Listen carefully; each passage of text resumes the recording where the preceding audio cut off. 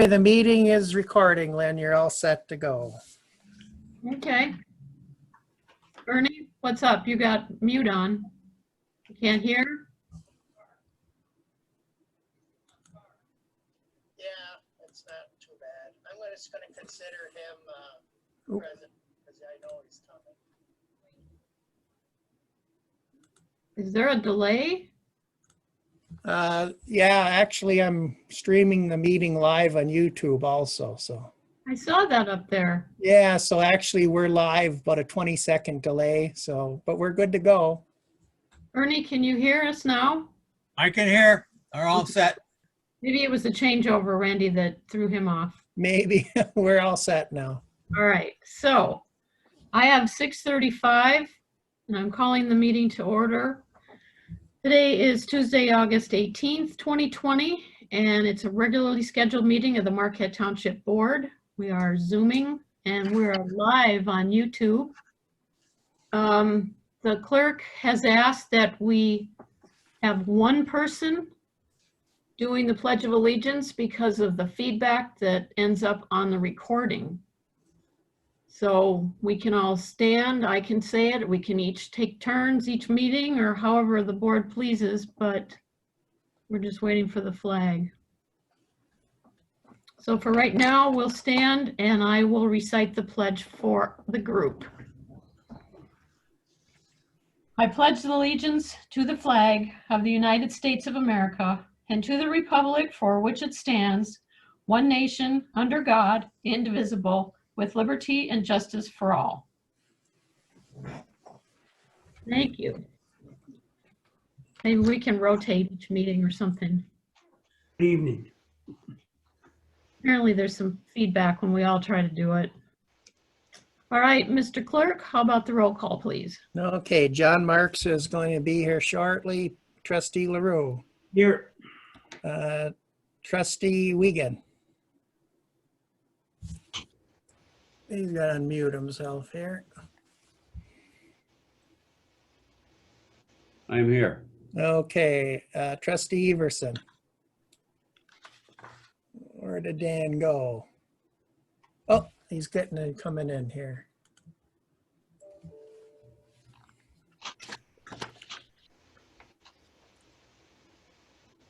Dan's coming in here, so we'll give him a second. Treasurer Johnson. Here. Clerk Rattari is here and Supervisor Durant. Here. Manager Gerard is here. Our legal counsel Roger Zappa is here. Our new manager John Kangas is here. Our going to be new superintendent of public works, I presume Lenny Bodinas is here. Our assessor Dulcie Ranta is here, and our committee member here is Mike Springer from Planning, Recreation, and Roads. And Trustee Everson's here when he gets his audio up here. And There we go. Okay, you're here, Dan. Yeah, I don't know what happened. There was no audio, then there was no video, and then I had to shut it off and reboot everything. So Yeah, maybe you updated or something, but you're here now, so we're good. Yep. And Chief Shanahan's here too. And Chief Shanahan, yeah, he's here too. Okay. So do we have any public comment emails? Let me look. We do not. Okay. Do we have any public that would like to comment on anything, especially the agenda?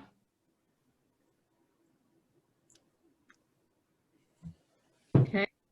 I'm going to wait a little bit after each statement because there is a few second delay, Randy says. All right. That'll bring us down to the consent agenda. I need a motion and a second for tonight's approval of regular meeting minutes of August 2nd, 2020 and special meeting minutes of August 10th. Bills payable in the amount of $556,001.99. The sheriff's and the fire department activity reports for July. And the clerk put in our election statistics for this last election, primary, that's the word I was looking for. Our bi-monthly charter letter, the lineup's changing, nothing about the rates so far. And a financial statement from July. I move to accept the consent agenda. Support. Okay, roll call, please, Randy. Treasurer Johnson, Yes. Clerk Rattari is yes. Trustee Wiegand. He's on mute again.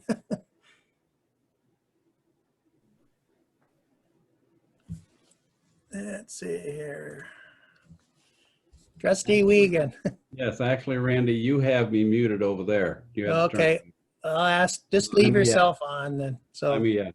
okay.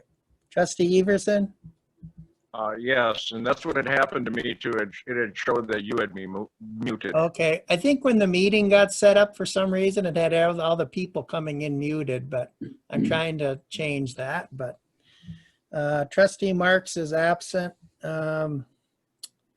Let's see, Trustee LaRue Yes.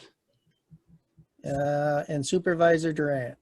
Yes. Okay, motion carries 6-0 and 1 absent.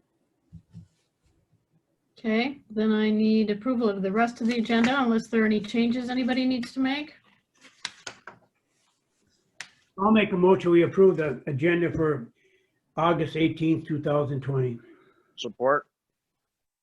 Okay, another roll call, please. Trustee LaRue, Yes, Trustee Everson, Yes. Trustee Marks, we are the regular agenda as presented. We're making a motion to approve that. good. Yes, okay.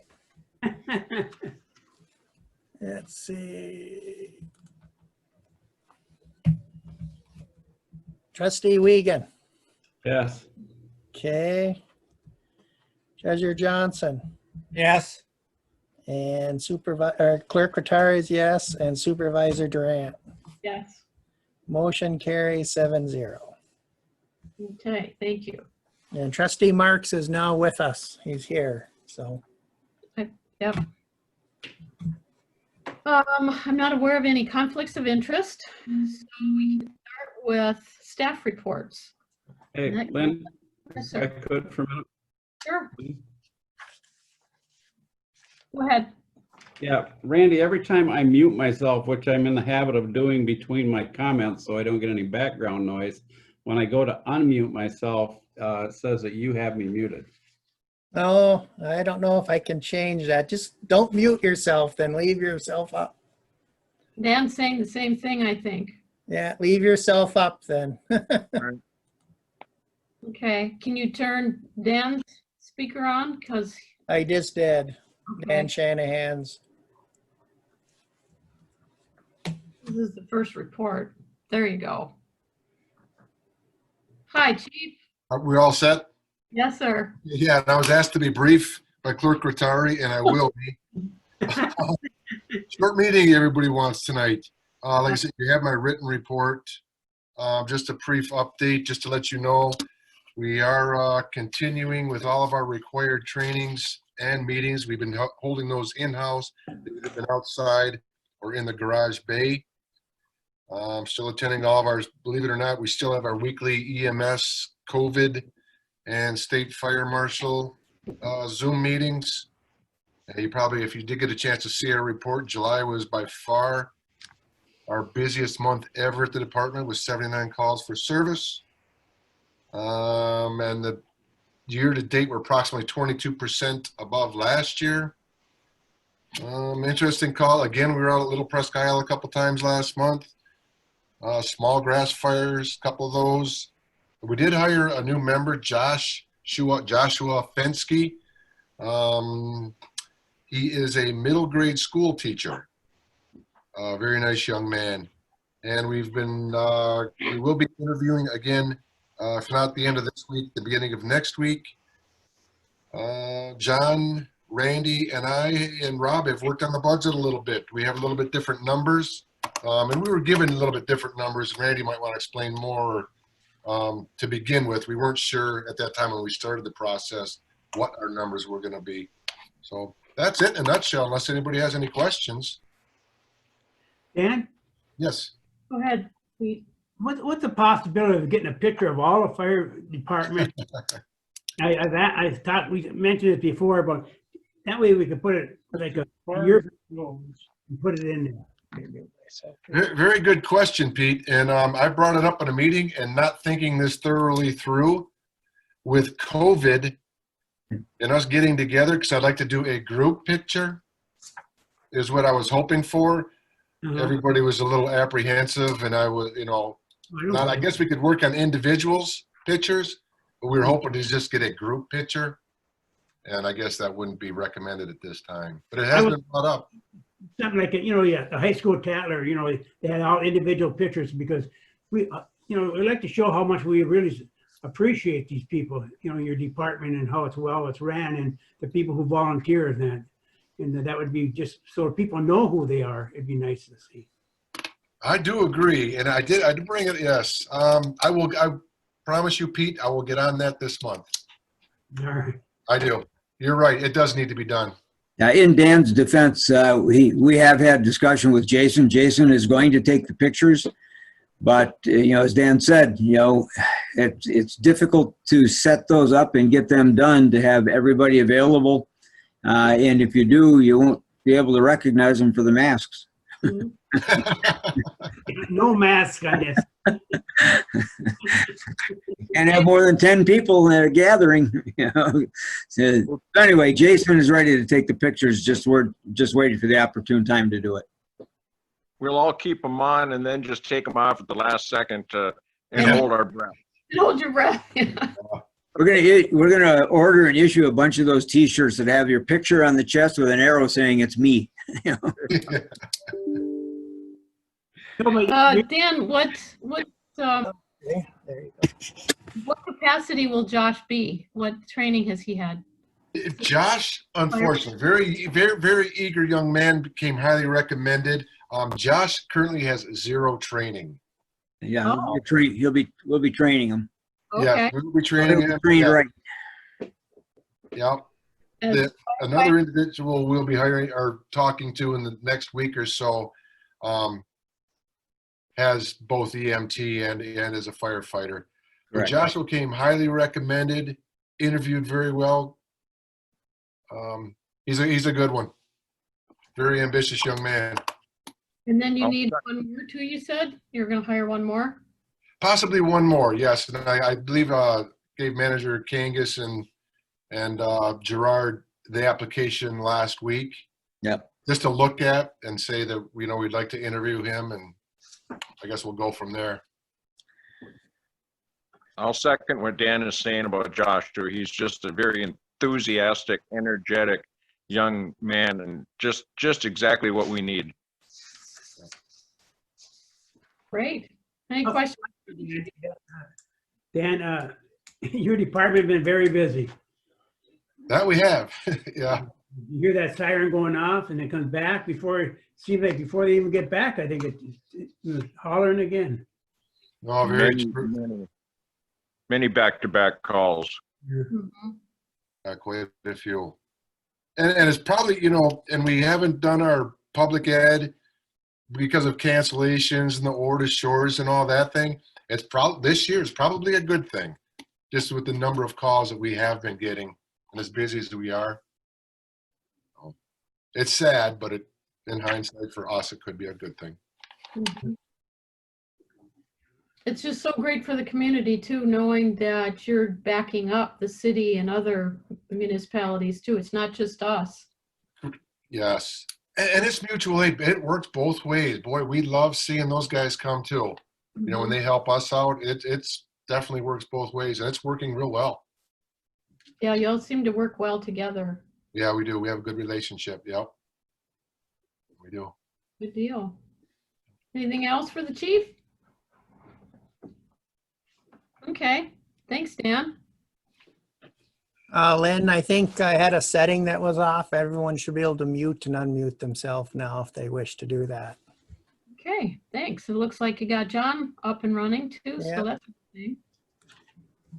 Good. All right. Public Works. Dazzle us. Who do we get? You have our monthly report that Lenny and I worked on jointly, but one of the things I wanted to bring to your attention in the event you didn't notice, in the first page of the financial statements, you can see the year-to-date sales for water and wastewater are both actually above last year to date, which is a good sign. We had fallen behind for a couple of months early during the COVID shutdown, and I think we've had some decent rebound occurring. One of the things that you'll notice is in the water department, 22% over budget, 19% over July of 2019. We believe that's single-handedly due to 2 irrigation systems within the commercial district. So that will actually benefit the water utility long-term if those conditions continue.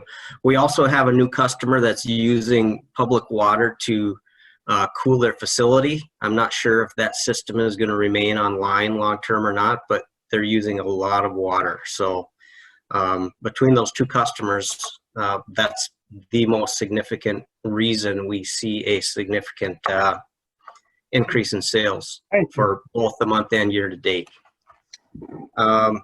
In my report, I think the one thing that I wanted to bring to your attention most is in solid waste. That is based on very preliminary budget calculations. I think we're going to take another look at it to see if maybe we're missing something, but based on the actual calculated tonnages, historically what we've seen, the number of customers we have, we believe $1.25 per month per customer increase is going to be required to offset all these increases we've had at the landfill. So I have not figured out exactly where this issue originated. It looks like maybe it compounded over a couple of years.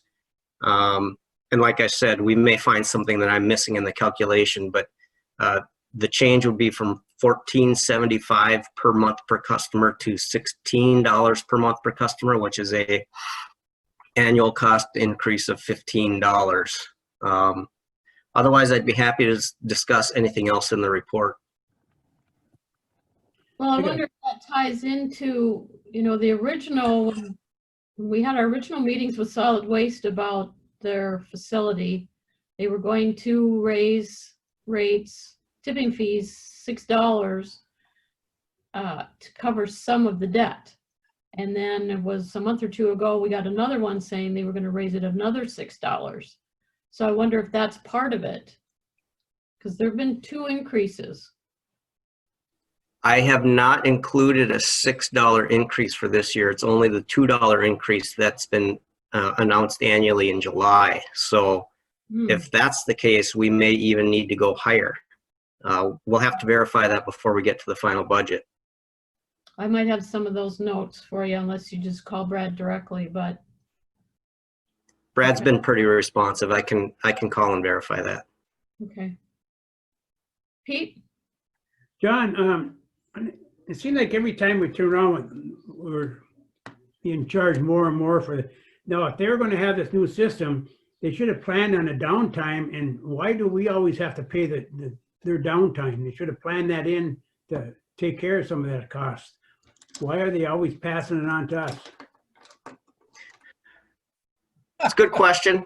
I think that discussion has been occurring at the township longer than I've been around. I remember seeing Lynn at the landfill meetings back when I was working in Chocolate, and the same questions were being asked, going back to the business plan, specifically how this whole project was going to be funded, and that's when they talked about the large increase to cover the construction of the recycling facility, or at least the portion that they have to pay back. There is a way that we could get through this transition without costing our residents money, but they're going to have to, or without costing our solid waste fund additional money, and that means our customers would have to stockpile their recycling. And if the board chose to do that, that's fine. We would just have to make sure we reacted and notified everybody so they didn't start calling the first week that the collection ceased. wondering why it didn't get picked up. It just seems like, when you have a project, you go right through the whole thing. Just like building a house, if you have to tear the roof off, you have to plan on if it's going to rain or not. If it's going to take an extra tarp or something, that's your cost. That you have to figure. It just seems like every time you turn around, an additional charge for this, an additional charge for this. Oh, they're not going to pick up glass. We have to haul it to somewhere else. It just, I don't know. It just bothers me every time you turn around and add this, and well, they can't do that, and have to wait. But it just, as you can tell, it sort of bothers me. Yeah, I think it bothers quite a few people. I know they've been trying to do their best to minimize the impact. That was why they decided to rent the facility for the temporary storage. Beyond that, I guess I can't speak for the landfill. But they don't even have a lease on it yet, according to your report. They don't have a lease on it. So As of the last time I talked to them, they did not have a lease confirmed. In our meeting with the county board representatives this morning, they were going to check on it at their meeting tonight. all right, that's my only question, I guess. Clerk Rattari, you were first, I think. Yeah, the only comment I'm going to say is just for the residents, it's not the township raising the garbage. It's we're passing through the cost from the landfill. So I know that. That's what I'm saying. it's not us passing that. We're just passing it along. It's not from us. It's from the landfill. Dan? Dave? Sorry. There's a couple things to comment on. First, Lynn, I think that $6 increase, I believe that was, according to Brad at one of his presentations, was only supposed to be passed on to the out-of-town shippers. I didn't think that applied to the members of the authority. And the other one is, we keep talking about this, and you guys got to remember that authority can do whatever they want.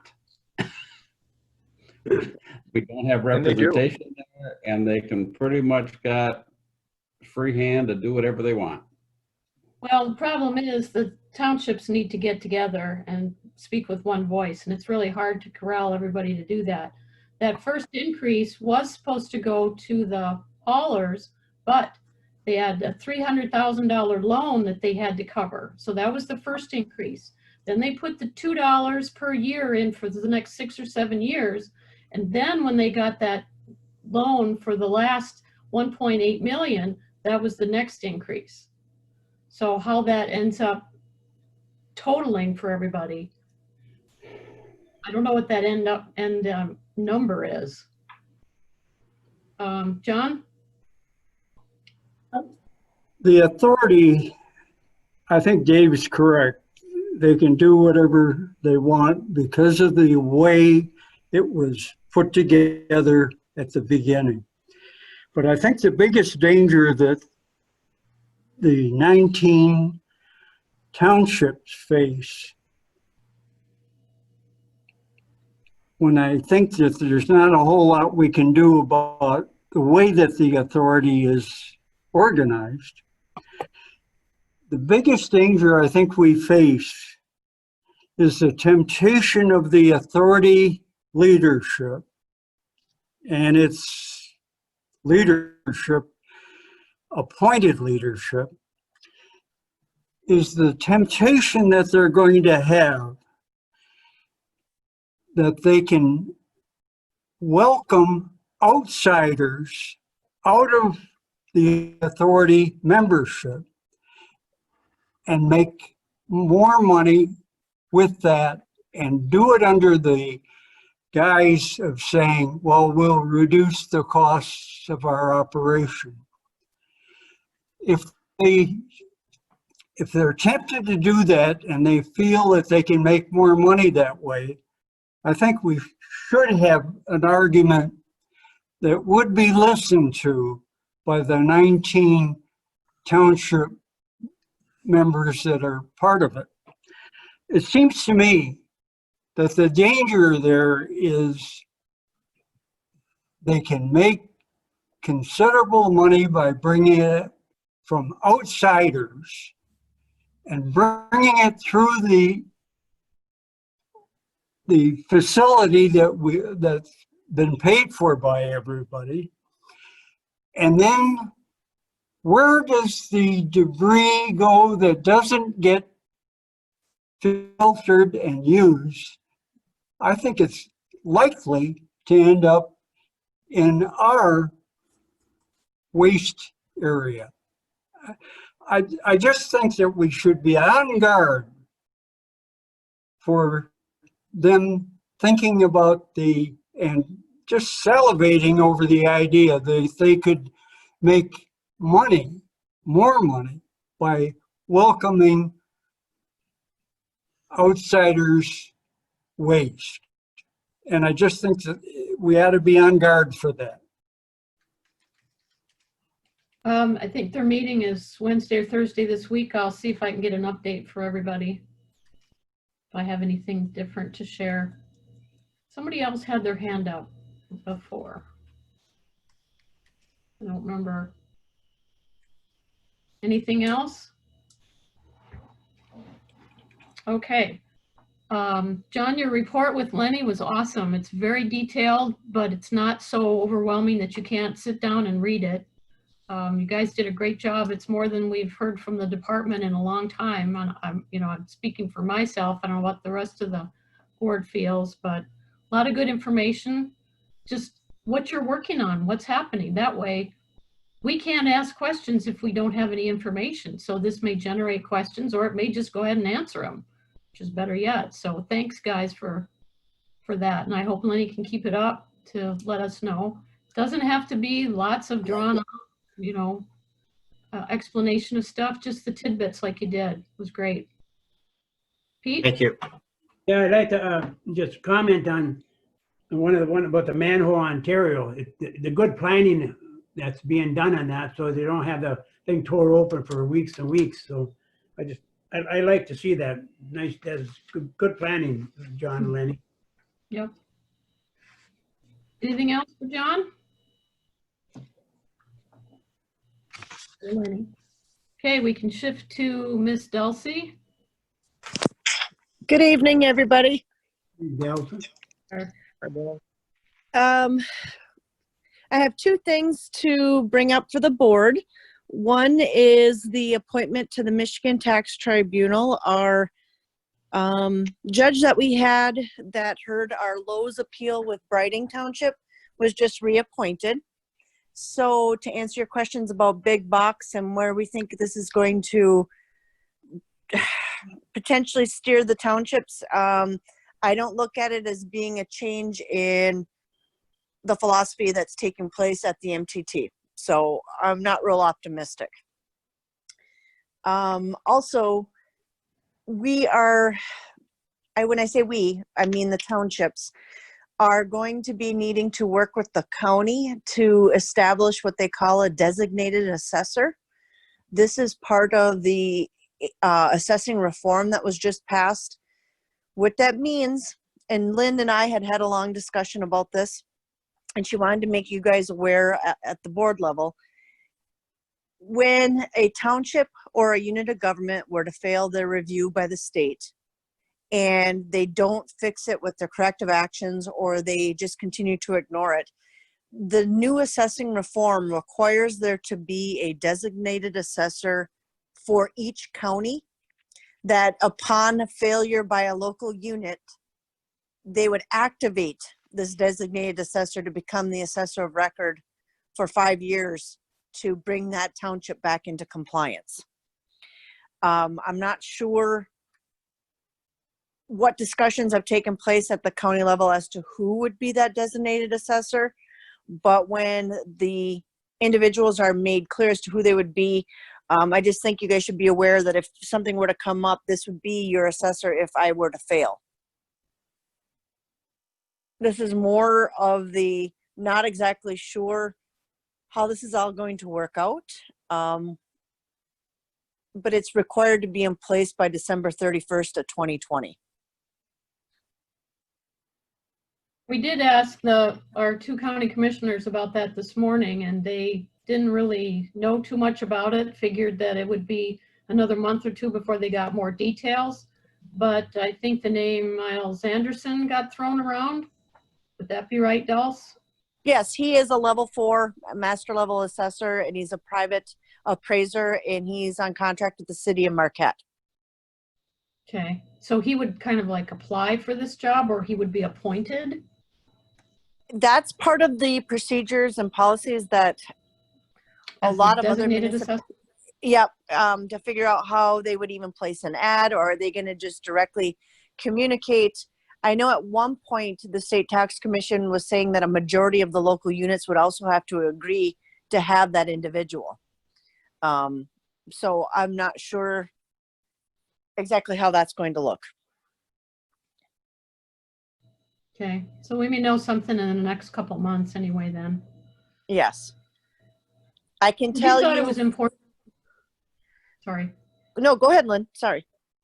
You said that you thought that was important for the board to get involved and make our feelings known. It's kind of hard because we don't know what happens or who these people are, you know, to say to the county, yeah, we think this Miles guy would be great. You know, we don't have that kind of information to be able to do that very well. So I don't know what input we could really have. I guess when it would be getting to that point, you know, just I would ask for their qualifications, just because, yeah, you know, make sure that everybody is okay with that selection, because it can have ramifications down the road that we're not sure on. But I know townships really wanting to fail their AMR, so, you know, maybe it's not an issue. It's just, I think it's something that you guys should be aware of. Yeah, and realistically, I think at that point you should rely on your professional staff to give you some guidance on that. Mm-hmm. Or do whatever research we can too. Dave? Yeah, and your first comment about that appointment by the governor, if I understand that right, the governor's appointed it, but it's still got to be approved by the Senate. I would think that if that's the case, now would be the time for a letter to go out from the municipalities objecting to it, to our senators. Is that the case as far as you know, Dulcie? It couldn't hurt. Yeah. Am I correct that they have to approve her appointment? Yes, as far as I'm aware, it would still have to be approved. I'm trying to find the email here right now. We went through this with our last appointment, that all of the townships opposed it, but it didn't matter.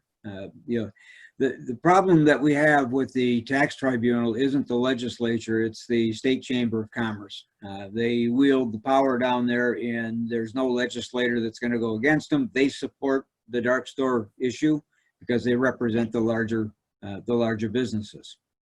Well, that being said, I mean, if the senators have to approve her appointment, it can't hurt to register your objection. No, and we do. We have the same letter that we sent the last time because we objected. The townships objected to their last appointment as well, but he was appointed anyway. Yeah, if it didn't work the last time, I want to tweak it a little this time, Randy. Mm-hmm. Put it on some gold paper. Yeah. Something. Ernie? Senator McBoom is on the committee that oversees that. So yep, you could call him and tell him that you do not want that individual appointed. Now, how much you're going to do, but I think he's the chairman or vice chairman of the committee that oversees it. But I will call tomorrow. I've been calling him quite often and voicing my opinions on certain things. What happens, who knows? At least I'm on record. Well, we can put a letter together, that's for Yeah. sure. We can look at the last one and see how it needs to be tweaked and bring it back to you. Dulce, do you know what the time frame is on that? Is it something that's going to happen right away, the confirmation? I'm not sure when the next, when they're getting back together, the Senate. So I can check into that though for sure, because I haven't heard much rumbling from the Michigan Assessors Association yet. Because I know, Lynn, you forwarded me the email as well asking how this would be for the township, and without getting political, I was just letting you know that I don't see the process changing on how they're interpreting statute. So, Sure. Dulce, what was the last appointment's name? I'm drawing a blank on his name. The one that the one we challenged. Abood? Was it Abood? Booed, yep, that was it. Yeah, that's right. Pete, you had your hand up. I'm wondering, I want to talk to Jim and Curtis about the Marquette County Township Association. Maybe you can send something out that they send them all in. Now, what about a petition from the residents or something like that? Something, it hasn't been working yet. So maybe if we go to the residents and have them send letters to McBroom and all the other ones down there, even to the governor about that. I don't know. Honestly, I think until we have the ability to have multiple townships join the same active suit in order to show that this isn't just a random case and how it impacts. I know I spoke with Lynn, Randy, and John previously saying, if we could maybe reach out to a lot of our charter townships, because I know we're not the only ones, and most of the big boxes locate in townships because it's cheaper millage and typically just right outside the city limits where there's land available. But why are we all reinventing the wheel to cause the same argument? Yeah. I think it would just be really wise at this point to get 5 or 6, get a dozen of us townships that are saying, enough's enough. We have to use the same procedures, and then when it goes down there, it gets thrown out. It's real frustrating, which I know you guys know it's frustrating for you guys as well, but I don't see how we're going to stop this. That's my problem with it. John, you had your hand up. Yeah, I just, all of these efforts that are being expressed are worth a shot. But my problem with this is when I look at the senator and our own representative, I wonder why, when this designated appointee is somebody who's been on the tribunal, we know what her feelings are, and we were aware that she would have to be reappointed to stay. I just wonder why they waited so long when you could have started with telling the governor with letters and comments being made, this is not the person to reappoint. Now the person is there with a reappointment from the governor, and it's going to go before the Senate Committee for concurrence. You're starting at the end of the path, and it's too bad that a lot wasn't done earlier and with the governor personally. The governor's up for election like anybody else, and I think it would have been much better to put your oar in 3 months ago and said, this is not somebody to reappoint. Thank you. Okay. Well, go ahead, Dan. I was wondering, maybe Ernie can answer this, but isn't Ed McBroom come out vocally and oppose this our Dark Star issue? Yeah, he always has.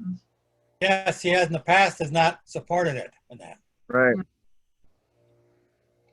Well, I'm going to do my best to try to educate the public, and I actually started an email this morning to Dulcie and Lois I want to have some statistics on an ongoing basis. If we are spending whatever amount, say $500 for Roger to deal with, one of our recent cases, I'd like to see it so that the public can see, okay, now this cost us $500, and somewhere down the line, it's going to come out of the pocket, and it's going to come out of the veterans' pocket. It's coming out of the Heritage Trail.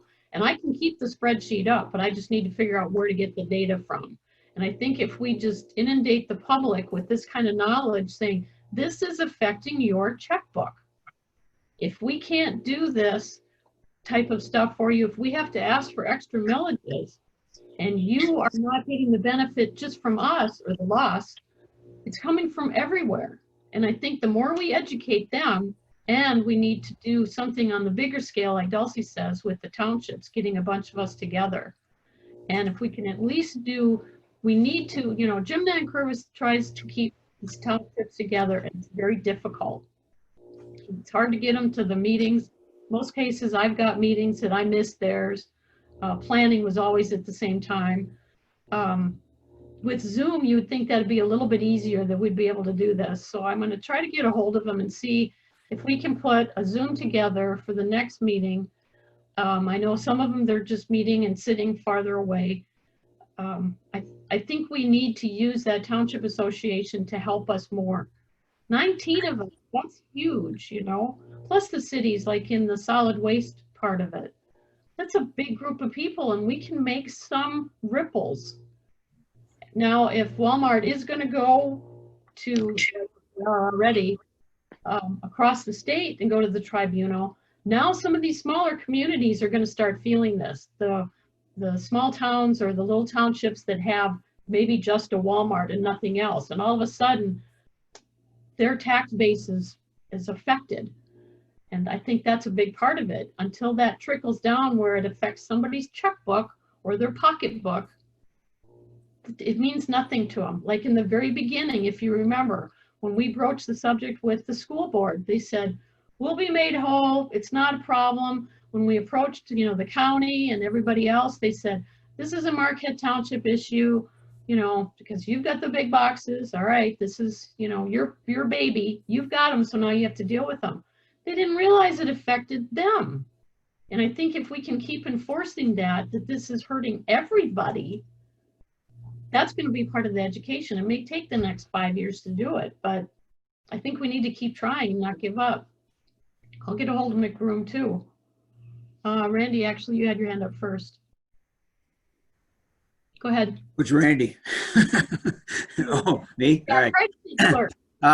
I just sent to the board, the last time this came up with Marcus Abood was in 2016, April 5th. The board actually adopted a resolution that you sent to Lansing.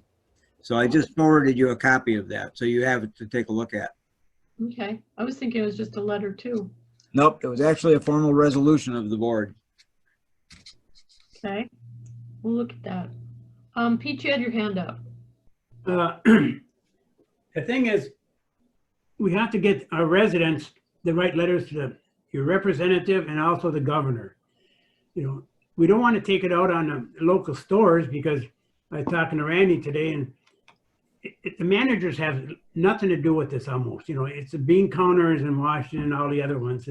But if the residents would say, I'm paying for the roads, for your roads, to fix up the roads and that out of my pocket, and you're taking more out of it, or something like that. You know, if they can get to their senators and representatives and the governor, we have to let them know that we're here and we're tired of this. And it's not very unfair. It's all about education. We got to get the word out. All right, anything else for dolls? Yeah, that's what I had in my notes too, so. All right, well, thanks, Miss D. You're welcome. Have a good night, everybody. Thanks, Dolph. Okay, Mr. Roger. Well, it's been a pretty busy month again. We were able to settle one of the Odavero Properties tax tribunal appeals at very little loss of revenue to the township. We're in negotiations on the other one of those. We've had an ongoing periodic issue of non-conforming use questions that come up with an establishment over on Ontario Avenue from time to time. Continuing to work on the marijuana ordinance. We've got a really complex land division issue in connection with an incomplete application for a zoning compliance permit that Jason and I have been working hand in hand on here last week and this week. We put together the recreation millage resolution and ballot language, reviewed some easements and some drainage issues. with the Fish and Wildlife Development in terms of easements that are already incorporated in the adjoining lots, and that will be utilized for part of their stormwater management system. And I'm sure I'm overlooking something there, but that in a nutshell is that we've worked on in the last 3 weeks or so. That's a lot. We sure appreciate you. Dan? Yeah, I was asked by one of the county commissioners, Joe DeRocher, what was going on with the marijuana issue. I thought we'd have some language on that for this meeting. How is that looking? It needs some comprehensive work. We're working on it. Do you have any kind of a time frame that we can give them? We're working on it. It is not an emergency item, unlike many of the things that have been. For example, when you have a special meeting and you have 20, the order that things get done in. So as soon as possible, you know, for me to be able to say it'll be next Wednesday, no, I can't give you that. No, I was just wondering 2 weeks, 3 weeks, a month, that's fine. Hopefully. I mean, there's a really comprehensive redraft that is needed, and I would estimate we're halfway through that. Roger, it's Okay. still in the province of the Planning Commission, isn't it? What's that? It's still in the province of the Planning Commission, I believe, isn't It it? has been sent to me to look at. But it goes back to planning. It'll go back to them to Yeah. look at as my suggestions, because of course I have no authority to say this is what you must do. I can only say you can't do this from a legal standpoint.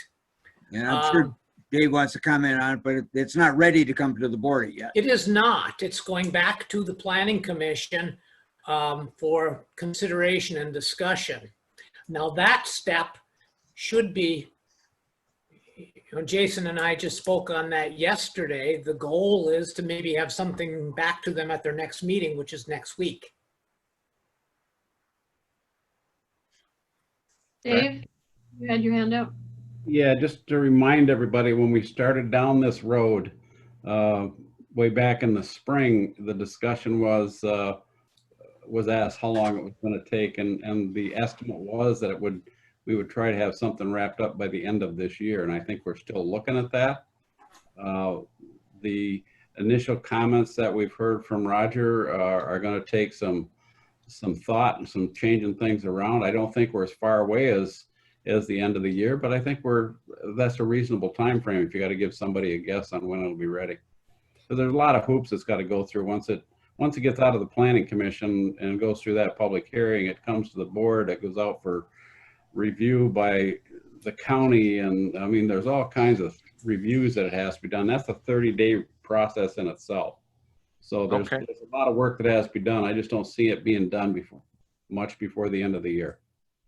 That's perfect. I mean, just so we can give them an answer, we'll give them an answer. Yes, we told you the end of the year, and that's what it's looking like. Thank you. Yep, he called me too, Dan, and he asked for permission to contact the board members, and I said, I have no authority to tell you you can or can't call anybody. That's totally up to you. So if he called anybody else, that's why. He's just trying to figure out answers. I didn't have any answers for him either. I checked with Randy and Roger, but You know, one of the other complicating factors is that you've got two different you've got actually 4 different statutes that have to be worked in. Marijuana and adult use over age 21 marijuana, which is colloquially referred to as recreational marijuana from time to time. And then the emergency rules that were put into effect last year have now expired, and a whole bunch of new rules effective July 3rd, I want to say, just came into play. So those actually change and have to be incorporated into what gets put together here. And the legislature did not track the two statutes to any great extent. So you've got different criteria to the point of you can't even use the same definitions for what constitutes a grower for medical marijuana purposes versus what constitutes a grower for recreational marijuana purposes, because the number of plants that a grower under each category can grow is not the same. So you're going to have a pretty thick document at the end of the day, just because of the two systems, while there are a great number of similarities, also have a great number of differences and distinctions, and those have to be followed for the ordinance to comply with Michigan law on the subject. So when we first had the initial discussion, the request was for a medical facility from the tribe, or so that they would be able to put a medical facility in rather than the recreational side. Right. Can we separate those and just look at the medical side and get something in place for that? Or are they too tied at the hip? Well, I guess that to some extent is, I am only reviewing and commenting on what the Planning Commission has put together. The Planning Commission has devoted a lot of time and effort on coming up with a system. So I don't think it's for me to say that you should only adopt one or adopt the other. I don't have any vote on anything, but that would be problematic in any event, because there are licensing procedures so that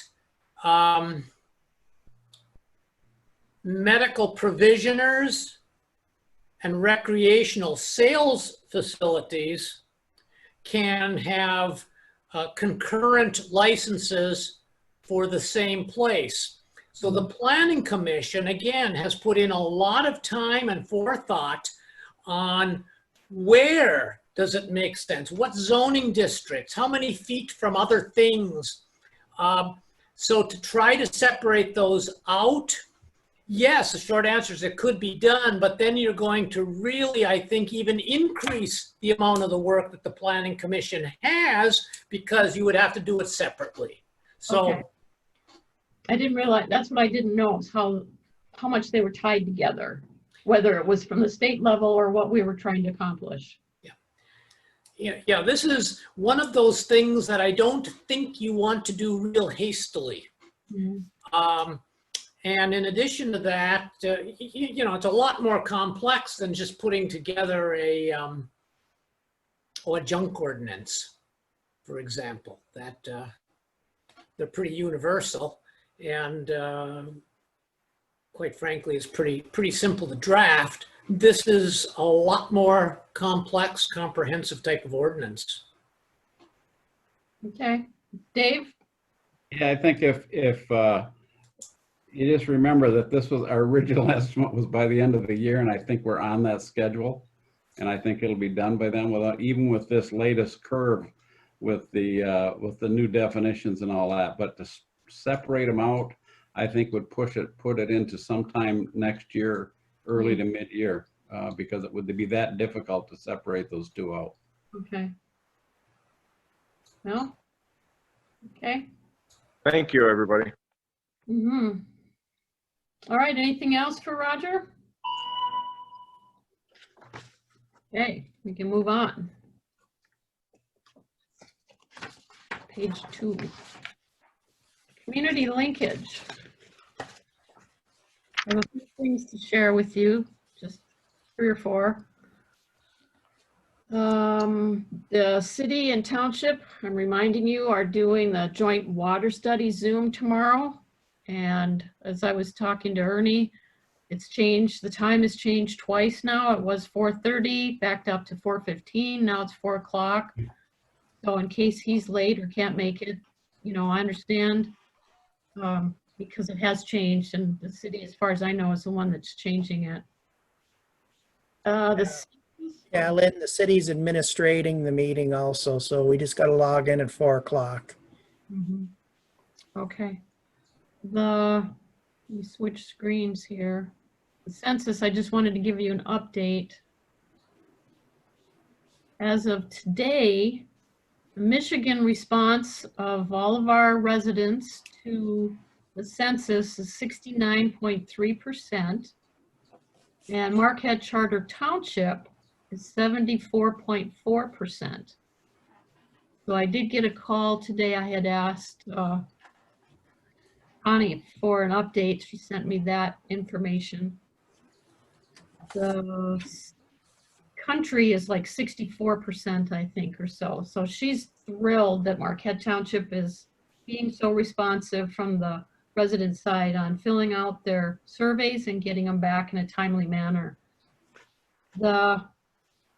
We call them field counters, will be out in the field now. They have just until September 30th for collecting data. And then they switch over to phone employment. So I believe they are still hiring. As far as she knows, they're still hiring if somebody wants to do some phone census work for any of our residents or anybody. It doesn't have to just be in the township. So that'll start after September 30th. The managers and supervisors in surrounding communities have been getting together every week. The last few weeks, we've talked primarily about COVID and the effects on the county. And the health department has 2 representatives there. I think he's called the assistant director or the administrative director, and then the doctor. And Dr. Oh, Kevin. yeah. Hi, Ernie. This is Mary Jo calling from Marquette County. Can you mute Some update on You, Ernie? Randy? I muted him. Thank you. Sure he wasn't thinking of that when the phone rang. Dr. Piggott. Piggott, that's how you pronounce it, Kevin. He is going to be retiring in November, but he's just working to try to keep us all up to date. Excuse me. Apparently, Gogebic and Menominee counties are the problem counties right now. They're running 2 and 3 times the cases that we are, the confirmed cases. So that's been a big part of our update. I did ask him, you know, when it says 158 confirmed cases in the county, are those all people in the hospital, or are they recovered, or are they still sick, or, you know, what's the status? And he said about 92 of the 158, and this is as of last week, were considered recovered. And if you remember that definition from last meeting, that's anybody who's relatively symptom-free after 30 days or has improved symptoms and is not on any kind of medication to control the symptoms. So they may still be sick, but they're not critical by any means. So the healing percentage is not as critical as it sounds anyway when they throw those numbers out. The other thing we talked about, I asked about the rocket. They don't know any more information than what we talked about last time. They haven't had any updates or any contacts at the rocket launch out off of 550. We talked briefly about the effects of Northern coming back and what's happening with the COVID issue with Northern and the students and that impact, but it was just general conversation. I asked him about Amy Klickner retiring from the partnership because I didn't know. I know that the county supports the partnership to, I think, Randy, it was like $50,000 a year. Yeah, they budget $50,000 for them to serve as their economic development department, basically. So I asked Johnny, is that, you know, I didn't know the connection. I said, is this a loss you'll feel, or how does that work? And he said, we see them once a year when they come and pick up their check, basically. So it's not going to have an impact on the county, apparently, other than maybe financially. The one thing that they really did want to point out was a big thank you to our EMS and fire department and our EMTs and all of those volunteer and There you go.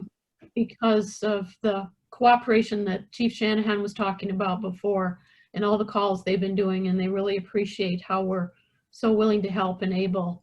So he wanted to make sure we knew that. Sugarloaf parking expansion is being worked on also.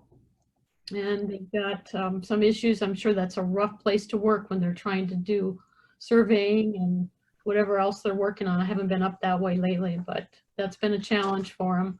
And some of the surrounding neighbors too. Airport recycling, John kind of touched on that with the storage out there. So we'll get more information from John on that. And then we briefly talked about the tribunal appointment. Not too much as far as any new information, of course. So that's community-wise. That's what I know. Does anybody have anything to share? Are you hearing anything from your neighbors or phone calls or anything going on? I think John might have mentioned this, but the issue with the storage of the recycling, if we were to go that way, no, John's back, is about for a month and a half. So it'd be roughly 3 pickups. Mm-hmm. And we figured what the cost would be last meeting, but Correct. you can get that firmed up with Brad so we know before we start packing stuff up. Pete? I just want to make a comment now versus after about our roads and that, you know, we have very good roads in the township here. And it leads to one thing, people are speeding, going a little bit too fast. And also they're not stopping at intersections. They're not coming to a complete stop. I talked to Randy earlier tonight, and he noticed it too, that people just go, especially if they're turning, they just come up slow and just keep on turning. It's funny, but the speed on these, and we knew it's going to, once you have nice roads and that, people get sort of carried away, they lose track of how fast they're going, and that's why they have rumble strips in some areas. But I just want a little message out to the residents, to slow down a little bit, because there's still a lot of kids out there, a lot of walkers, and so it just makes me a little bit nervous.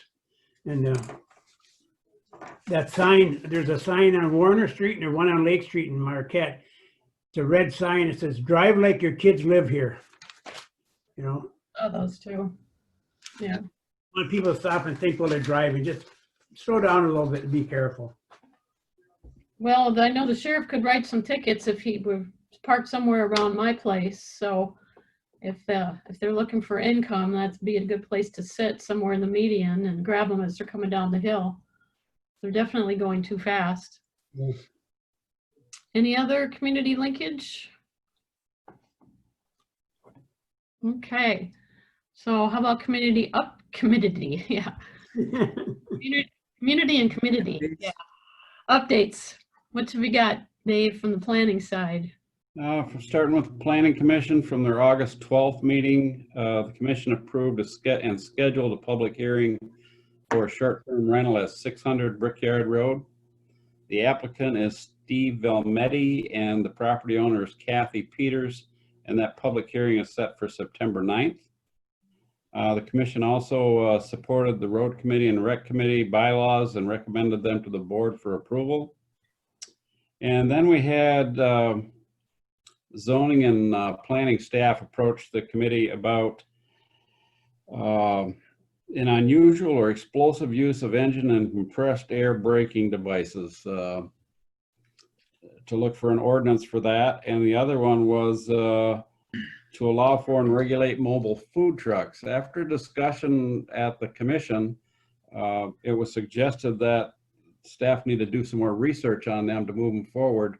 They needed to first take a look at the exhaust brake ordinance, and that seemed to be more of a board ordinance rather than a planning commission ordinance.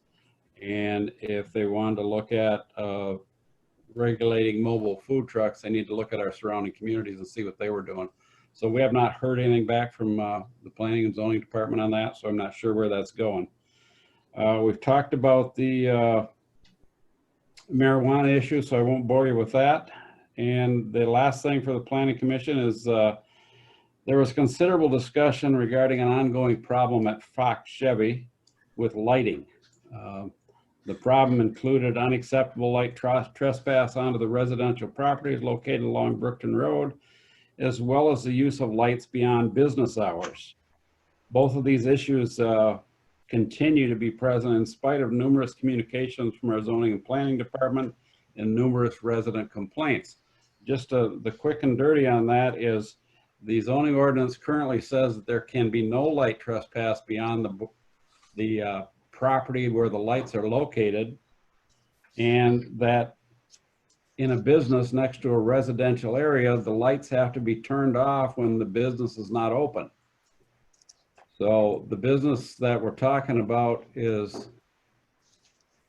operates until 6 p.m., which it's broad daylight at 6 p.m. Only on Wednesday do they open till 8:30, and it's still daylight at 8:30. So the issue is why are the lights on, period? And the second issue is you could sit at a card table in the front yard of any of those residents and play cards. It's that light in the yard when their lights are on. I don't know where that's going to go. It was kind of a complicated issue when it started out because Fox started doing their upgrades to their lighting system before they actually got zoning approval, because they were going to just change a couple lights along 41, and the next thing you know, they're putting in lights throughout the parking lot. So zoning and planning is working on that, but it's not done yet. We did get them to turn the lights off until they could get them realigned. And then from the road committee, there was about the only thing we did of any note was we had some discussion on the township lighting ordinance and how we comply with that within Trowbridge. And Pete LaRue and Ryan Diedrichson are working on that to come up with some fixes. It has to do with trimming the trees around the existing lights. That would be a board light and power issue. It's just a matter of identifying it so we can work with them on getting those trimmed, and then coming up with a cost on the other lighting that we need as far as at the intersections and as it's defined in the zoning ordinance. With respect to the recreation committee, the only thing of note there, and that's from tonight's recreation meeting, the rec committee would like to know from the board if there's anything they can do to help create awareness for this recreational millage and help support that. We're doing lights on. Well, And that's it. you can do the same thing you did with the roads and just have informational meetings, open houses, or anything like that. They're more than, the rec committee is more than willing to do that. It will have to work something out because we obviously can't have meetings. Right. We can work something out and do some kind of promotion. We were just looking for a green light from the board to go ahead and do a little program to create a little awareness of this rec millage and what it's for exactly. Yeah, you just have to be careful that we're giving information and facts, just like you did with the roads. Yep. And I'm sure we'll work on that at the rec committee and run it by you guys before the board before we actually do anything with it.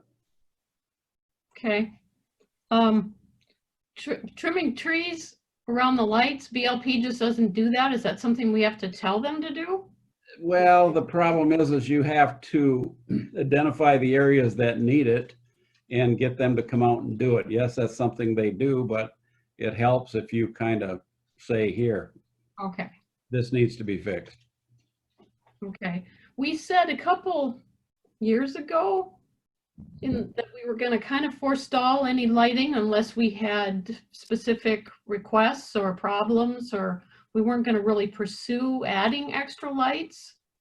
Yep, and all they're doing beyond trimming the brush back for away from the lights is to identify the areas that by the lighting ordinance should be in place, and that's primarily at the intersections in Trowbridge, and just put together a cost on it, fully realizing that our budget constraints as of this point are not going to move it forward in a very big hurry.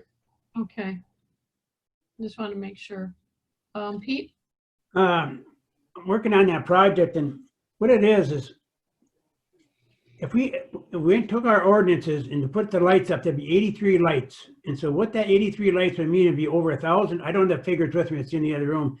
Be over $1,000 more per month for lighting. Then I was riding around at night looking at why is it so dark? A lot of the areas and intersections, the lighting is off in a wrong spot. On the corner of Erickson and Fair Avenue, They have no light on the intersection. It's up the hill a little bit because it's terrain and, you know, it's hard to put it there. But there's no light at the intersection. A lot of the intersection, the shields is blocked by branches, and $1,000 sort of bothered me. So I thought, well, if you know, if they could come and cut these branches back on a lot of these trees, it would lighten up our streets. A lot of our streets are very dark. There's some streets that have no light on the whole block itself, and the trees are coming over towards the center. Ontario, you're supposed to have a light on the top of the hill. There are no lights going down Ontario from Fair Avenue. And Cherry Street off of Ontario West. There's two little hills there, and the sign says hidden driveways with no lights on either one of the hills. So try to get away from, if we're not going to do what the ordinance says, and like Dave said, it's, you know, it's going to cost us money. But I think the good start was to get the light and power to start brushing back where the lamps are, replacing the dim ones, put the new LEDs in there, and that's costly too. I think, I forget what the amount is now. I wish I had brought it in here with me. But that'd be a good start rather than replacing the 83 lights, is brushing back off of the light itself, the poles and that, and maybe realigning some lights so it shows the intersection. But that's what I'm trying to do. I was out 2 nights in a row trying to, at midnight, going around just check and see how bad they are. And they are, and that's what I come up with. There's a better way than spending money if they could do their job and cut these branches. Sometimes they go by and they cut 1 or 2 branches, and it's just, right now they subcontracted out. They're out in Descandia. That's where they got the contract out there. They're doing some work out there, but we want something done around here. And so I don't know, you know, when I get done with this report and work with Ryan on it, and he can touch it up a little bit and just let him know, here's where the spots are. He got me a map, and when I get my information, I'll go back and put up where all the bad spots are as far as the branches and that, and then let's start there. And then maybe you can add a couple of lights or something like that later on, but where they're really the bad area. There's a lot of people out walking. There's kids on bikes, and they don't have lights on their bikes, and you know nothing on their jacket, but you're just wheeling around at night, dark. Yes, it's because they can't go to school, but now that might change a little bit. But there are a lot of adults walking their dogs, and it makes me nervous. So, but that's where I'm at. I'm not done with the report yet, but I'm working on it. Okay. Randy, you had your hand up. Yeah, just a couple of comments. I might be able to save some of the staff a little bit of time. I did have a conversation with both the Road Commission and MDOT regarding the compression braking.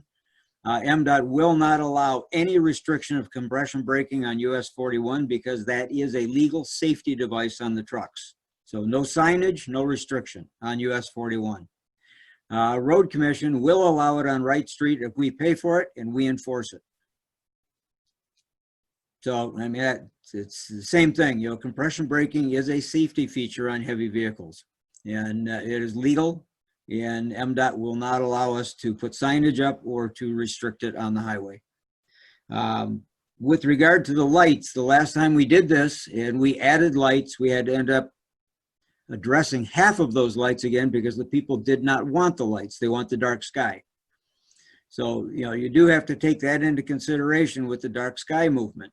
I understand what you're saying, Pete, about people on the roads and this, that, and the other thing, but people don't want the lights shining into their house.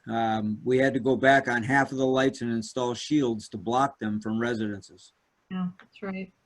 Well, the street lights now, they have the shields on them, so they have to be positioned right, like I said, right on the intersection, so it takes the intersection and not into the yards and the houses. So, you know, there are going to be placement issues. You're not going to be able to put them every place you want them because of terrain. You had mentioned that, but I think a good start is trimming back some of the branches. Right. But be prepared because you will get some pushback on that as well. Okay, Dave? Just a couple quick comments. As I assume that the manager will or has relayed his comments about the compression braking back to the administrator for zoning and planning. That's where that issue lays right now. If we don't hear back from him, it's Yeah, it's been my Thing manners. is before we get off. Okay. Yeah, I The last thing included, is before we get off the lighting issue, or not the lighting issue, the rec millage issue is we need to figure out if we're going to green light the rec committee to go ahead and pursue some kind of a awareness program, or so I don't want to assume that that's okay and go ahead and do it and find out it wasn't. Well, I thought you meant you were gonna come up with a plan and let us know. Well, we are, but before we go to all that trouble, I want to know if the board really wants us to do that. The only one said that was a good idea, Lynn, is you. What do you think, guys? Is that okay to have them come up with a plan? I mean, because we can't open the community room. They could stand outside the hall and, yeah, you know, I mean, if you're going to pursue a millage, you do have to have a millage campaign, basically to provide facts to the individuals, and however you choose to do that is going to be somewhat hampered because of the current COVID issue. Of course, that will only be an issue until November 3rd, but you know, after that, it won't be an issue anymore. But in the meantime, you know, you're very restricted to what you can do and how you can say it. You know, you have to be very concise, and I think Roger's got some good language that he put together in the draft proposal that keeps you on point and factual. But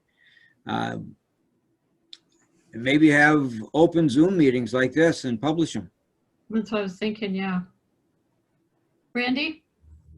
They could put together a PowerPoint presentation and on one of our bills that goes out every month, list webinars that they're going to put on with state the facts about the millage and let the residents log in and see. That's the only way you can do it. Yeah, I think there's at least one member of the Recreation Committee who's pretty good at that kind of stuff. Well, I don't know. Yeah, I'm sure they can, the rec committee can come up with all kinds of ideas on promoting this. It would just a matter of getting the green light from the board to go ahead and put something together. I have no problem, Dave. Yeah, Go maybe for it. bring something Go back for for the next meeting. Tell us Yeah. what the plan is. I'll put it on the agenda. Hey, Lynn, Yes.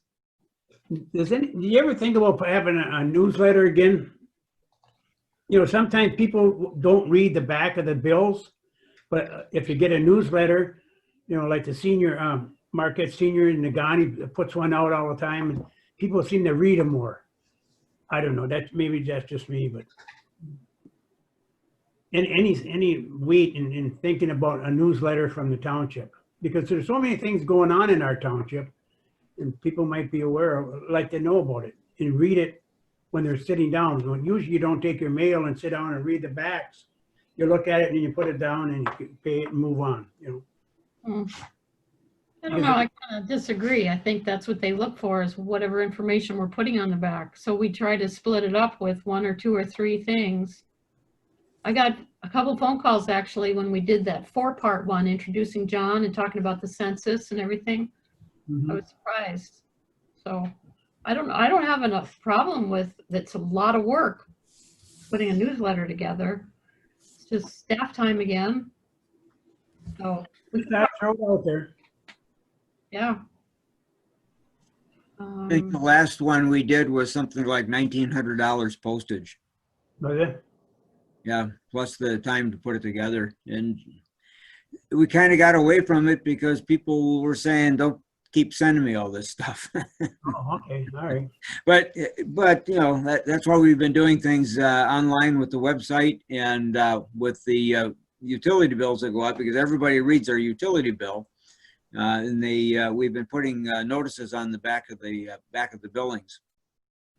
Well, maybe we make a little more effort telling people to read on the back of me. I don't know, you know. Some people don't even know what's on the back of it because I've asked different people. They just see, no, I didn't see that. Well, they got a bill. You know. Well, and maybe the webinar idea, maybe we really need to focus on that some more.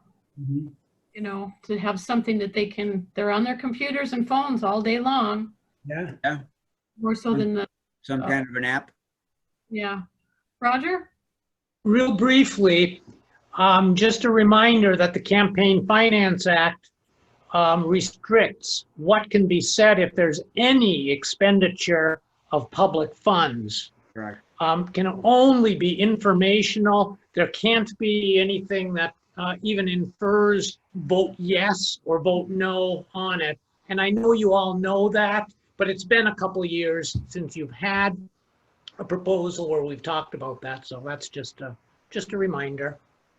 Yeah, that's a good heads up. They just have to do the same Sure, thing. before the rec committee presents anything to anybody, it'll run through the board for concurrence, and I'm sure they'll run it past our attorney for the nod. Yep, I believe so. How are we doing on events, Pete? So far, we're just still doing Christmas, right? So far, we're looking at that for sure. We're gonna have a Christmas tree, and all depends what happens, that virus. Randy is up on that more so than I, because he's talking to the health department. And we're trying to work something out. And Todd has been out of town, so we had to cancel our last meeting, but he's supposed to be back Friday, Randy said. So we'll reschedule a events committee meeting, and we'll go on from there. But we will have a tree for sure, but the rest of it we have to do. We're really looking favorable about doing it. We think there's a way of doing it and do it safely. That's the biggest thing. Randy can fill in what I don't. Sure. We are going forward with the original plan, which is the same as what we've done prior years, but we do have two alternatives as well, depending on what's going on at the time with the COVID restrictions. You know, one of them is basically located out in the parking lot, and it's kind of, it's more of a pass-through type arrangement rather than a crowd arrangement. The other option that we're looking at is utilizing the inside of the mall and placing Santa Claus and the picture taking way at the far back where Penny's used to be, and doing spacing along one side coming in, along the other side going out for exits. And the health department has given us approval for the food, as long as they are doing it cafeteria, you know, serving and not doing it cafeteria style. So we've got that approval from the health department already. So right now we're waiting to see what the governor is doing with regard to restrictions. One of the three should work. Cool. Okay. Draft committee reports, we have none. So we finally get into the meat of the meeting. Good thing you said an hour. Yeah. Consider appointment of Dennis Ferraro to the Planning Commission. This is my recommendation, and the board has to approve it, yes or no. And one of the questions I asked myself was, why would I appoint an attorney to the Planning Commission? And I actually had at least one board member ask me the same question. But when I interviewed Denny, it became apparent that he's not only enthusiastic about filling that spot, which is a big plus, but he's got a lot of different background experience with this kind of a setting, with the Roberts Rules type of a meeting and agendas. And he's got finance background, and he's got education from the teaching and the social side of it. He is retired. And, you know, you probably saw all my notes on the questions that I asked him. The information I gave you was based on the questions I asked him. And I think he would be a good fit. I think he'd be able to bring a lot of different opinions and viewpoints, not only from the legal side of it, but, you know, just from his background. He's got some medical, real estate, estate planning. And he wants to contribute to the community. He's only been here 3 years, from Indiana and Chicago area. He's been up here with relatives in the past, and he can fill you in. I'm happy to have him talk to you. I did give you his phone number, and I don't know if anybody called or if he called you. That's totally fine. So let me, if you don't mind, Denny, if you want to share some words of encouragement for yourself to the board. Sure. Can you hear me? Yep. Okay.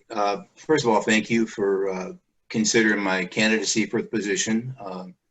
Let me some of you I've met already through a Zoom meeting, and some of you I haven't. So I have been here, living here for 3 years, but I have a long history with the UP.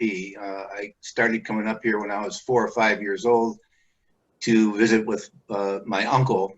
We used to spend 3-4 weeks sometimes in the summer with my uncle, who lived in the middle of the UP down in Nadeau, which is not too far from Iron Mountain.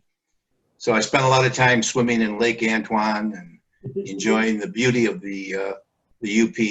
And when I came to the point in my life when I was going to retire, I asked myself, where would I want to live? And the first place I thought of was the Upper Peninsula of Michigan. And then I did some research on Marquette, and my wife and I came up here and we fell in love with it again. And so we bought a home here 3 years ago, and we've been here ever since. I am no longer an attorney. I have retired. I'm not licensed to practice anywhere. I don't want to practice as an attorney anymore. I listen to Mr. Zappa there, and I marvel at the he doesn't have as many stress lines on his face as I would imagine, considering all the complicated issues that he has to deal with. But my background, I was a trial attorney for 32 years, and then for the last 2 years of my professional life, I was general counsel to a law firm at which I was a partner, 65 attorneys, and I would counsel them on liability issues and ethics and so on and so forth. I also have a background in social work. Before I became an attorney, I was a social worker for about 5-6 years. And then prior to that, I taught mentally handicapped children in high school. So I have a sort of a varied background, but I think one of the things that I've been able to, I guess they say practice makes perfect. I don't think I'm perfect, but I think I have the ability to listen to people, and to, if there's a problem presented, I try to analyze it in terms of the facts and try to come up with some solution that's acceptable to my clients or whatever group I'm a part of. It was also, when I lived in Chicago, before I moved to Northwestern Indiana, I was a member of a condominium association board of a high-rise unit where I lived, about 235 units, must have been 400 plus people in the building. And I was on that board for several years, and for I think it was 5 or 6 years, I was the president of the board. And in that capacity, I had to deal with some issues that are similar to some of the issues we deal with, which is contracting, capital improvements, dealing with municipal regulators, and so on and so forth. In my law firm, where I retired from, we operated the firm on the basis of a committee system, where every partner was expected to participate in either a finance committee, a recreation committee, an operations committee, professional responsibility committee, etc. So I'm kind of used to this type of a setting where you meet in a group, you follow a form of Robert's Rules of Order, and you try to solve problems. However, I have attended by Zoom 2 of your meetings and 1 planning commission meeting, and I'm really, I knew that this was a well-run governmental area just from my 3 years living here. But when I saw what you people do, I was kind of taken aback at the complexity of the problems that you deal with, and the competence with which you deal with them. And so I come to this position as someone who realizes I have a lot to learn about what you do and what the issues are and what the problems are. But I think I can contribute, and I love this beautiful area that we live in here, this beautiful Marquette area. And I want to help shape it for the future to the extent that I can. And so I would like to contribute, and I'd like to be considered as a candidate for that position. And if any of you have any questions, and believe me, I'm not going to be giving any legal advice, so I don't want to get involved with that. Mr. Zappa there is, from what I can tell, he's aces. So in any event, if any of you have any questions, I'd be glad to answer them. John, you had your hand up? You know, I think we've enjoyed reading everything that we have been sent by our supervisor about this candidate. I'd like to move to concur with the recommendation of our supervisor and appoint to our planning commission the candidate Dennis Verano. I'll support Lynn. Okay, motion and support. Does anybody have any questions? Dave? I have a question. The term of that appointment, is this to fill a vacant position? So that's got a term, I think, of 2021 or 22? Years? No. No, that wouldn't be Dave. You're going to need a medium to do a seance if that's the case. That, and then yeah, it's finishing Leanne's term. And when's that? What's the expiration on her term now? I have that. Hang on.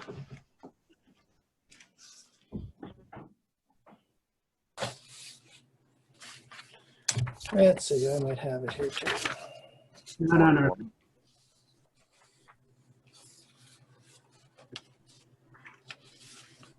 22, December 31st of 22 will Okay. end her term. So it's completing a term. This ahead. appointment is filling a vacancy that exists today. Correct. Yep. So he can start tomorrow. It doesn't have to, we don't have to wait till the first of the year or something like that. So this vacancy, Lynn, exists till 22? Correct. 12/22. Yep, December 31st of 22. Okay. Any other comments or questions? Ernie? Just make sure the motion concurs with the length of the term. Yeah, I'll put that in there. Didn't you hear that, Ernie? I heard that. I want to make sure the motion heard it too. You all right with that, John? Yes. Okay. And Randy's okay. What else? Anything?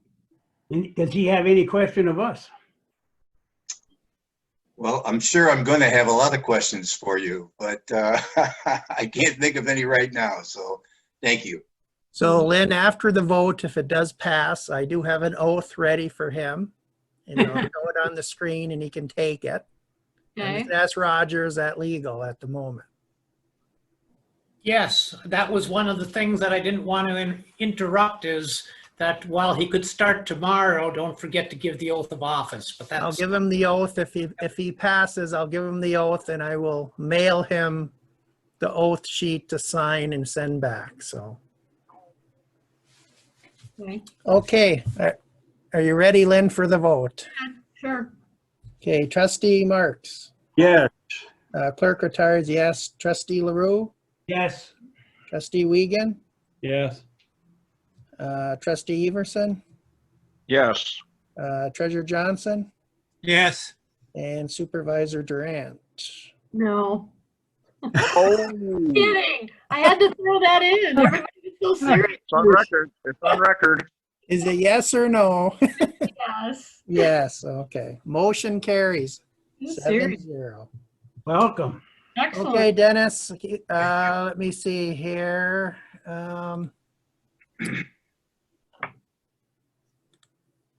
Can you see that on your screen? I'll read it. How's that? Okay, well, actually, I read it. You just got to Oh, raise your hand. I'll raise my hand and I can see it.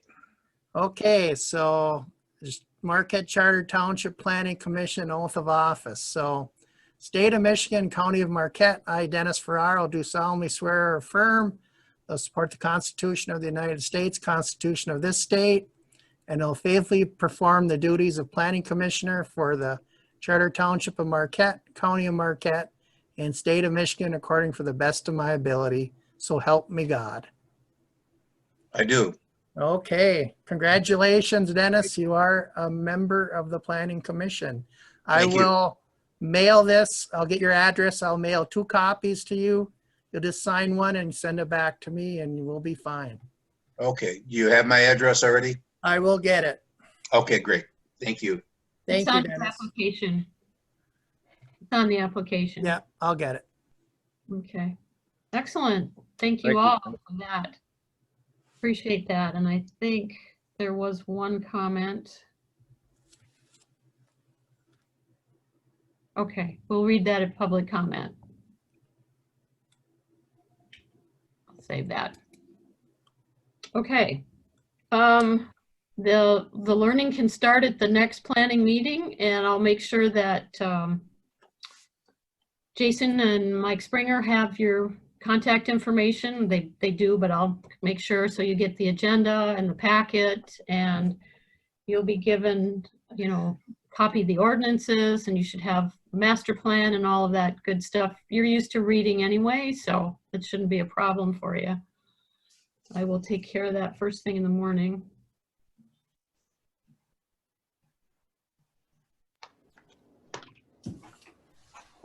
That's good. Okay, we're good. Thank you and welcome.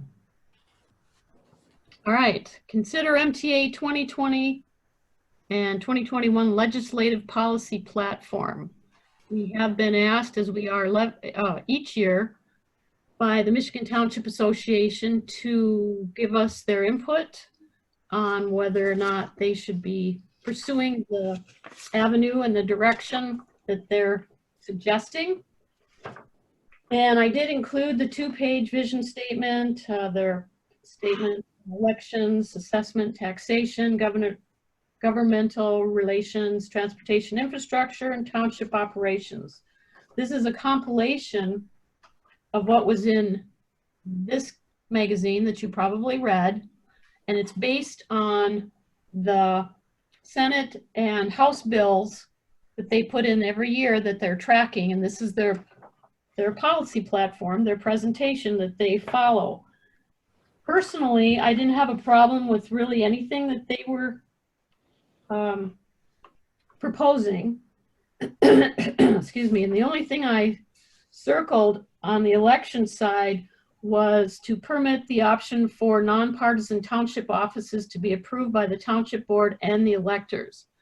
And if you remember, some of you might have been at one of the Michigan Township Association conferences a few years ago. This came up at 2 different conferences, and it was extremely controversial. And there were quite a few who felt that if there was a nonpartisanship at our level, that the elections would be a waste and township officials would never get elected. That was the overwhelming sentiment of why this was a bad idea.